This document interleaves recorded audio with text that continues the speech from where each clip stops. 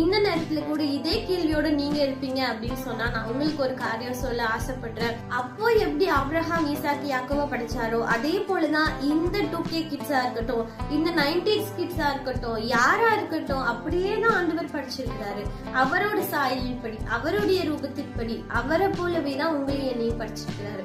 இந்த காலத்திற்கு ஏற்றாற் போல நம்ம எப்படி பரிசுத்தமா நம்மள காத்துக்கணுமோ, இந்த காலத்துல நமக்கு என்ன தேவையோ, நம்ம வாழ்றதுக்கு என்ன தேவையோ எல்லாமே எடுத்துக்கலாம். ஆனா எதை எடுக்கணும் எதை எடுக்க கூடாதுன்றது அல்லது யோசிக்கிறவங்களுக்கு மட்டும்தான் புரியும். அதனால நீங்களும் நானும் காலங்கள் மாறலாம், டெக்னாலஜி வளரலாம், என்னென்னமோ வளரலாம், என்னென்னமோ புதுசா வரலாம். பட் ஆண்டவரை நெருங்கி இருக்கிற காரியமா இருக்கட்டும், அன்பு அப்படின்ற ஒரு விஷயமா இருக்கட்டும், ஆண்டவர் கிட்ட காட்டுற பக்தியா இருக்கட்டும், எல்லாமே அப்போல இருந்து இப்ப வரைக்கும் அப்படியேதான் இருக்குது.